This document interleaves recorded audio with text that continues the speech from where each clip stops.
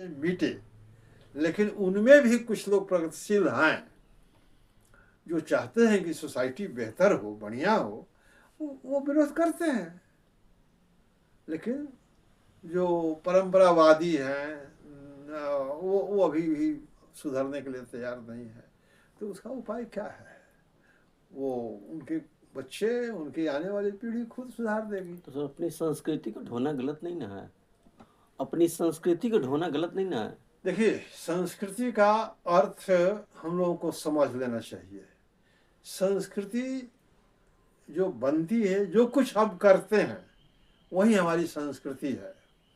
और हम करते हैं जो परंपरा से चली आ रही चीज़ें हैं उसको करते हैं, लेकिन संस्कृतियों को बदलते हुए भी देखा गया है। दुनिया में के संस्कृति का अध्ययन करेंगे तो दुनिया की संस्कृतियां बदली हैं, काफ़ी बदली हैं। हम नई नई चीज़ों को जोड़ते हैं, नई नई काम को जोड़ते हैं। जो काम हमारे विकास में बाधा खड़ा कर रहा है या जो सांस्कृतिक प्रचलन हमारे विकास में बाधा खड़ा कर रहा है उसको हम छोड़ देते हैं। हमारे समाज में संस्कृति थी बाल विवाह की, हमने छोड़ा। जी। विधवा विवाह की संस्कृति नहीं थी जो हमने एडॉप्ट किया। सती प्रथा को हमने छोड़ा। नरबली प्रथा भी यहाँ हमारी संस्कृति में चलती थी, उसको हमने छोड़ा। कन्या वध होता था यहाँ राजस्थान में, कन्या पैदा होते हैं मार दी जाती थी। वहाँ ये उनकी संस्कृति में यह बात प्रचलित थी कि अगर बच्ची होगी तो हमको किसी का साला और किसी का ससुर बनना पड़ेगा, इसलिए उसको बचपन में ही मार दिया जाता था। इस तरह की हमारी धार्मिक सांस्कृतिक एक्टिविटीज रही है जिसको अंग्रेजों ने बंद कराया। बुढ़ापे में लोग ले जा करके बूढ़े लोगों को गंगा सागर में गर्दन पकड़ के पानी में डुबाते थे और हरि बोल कहवा बुलवाते थे, और तब तक करते थे जब तक से वो आदमी मर नहीं जाए। ये हमारी संस्कृति का पार्ट था। हमारी संस्कृति का ही ना पार्ट है कि मरने के बाद 9 दिन 10 दिन या 13 दिन तक लोग घर में मसाला नहीं बनेगा डलाएगा, तेल नहीं डलाएगा, हल्दी नहीं डलाएगा, ये होता है ना। तो ये चीज़ें बदल रही हैं ना भाई, तो संस्कृतियाँ बदलती हैं। हम अपनी सुविधा के अनुसार सांस्कृतिक बदलाव को देखे हैं, बदल रहे हैं। इवन केवल एक ही संस्कृति की बात हम नहीं करेंगे। हमारा देश बहुसांस्कृतिक देश है। यहाँ हर जात की अपनी संस्कृति है।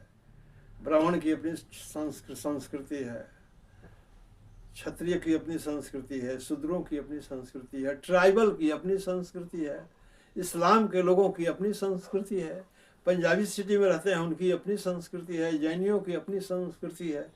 संस्कृतियाँ अनेक हैं, लेकिन सारी संस्कृतियों में बदलाव देखा जाता है।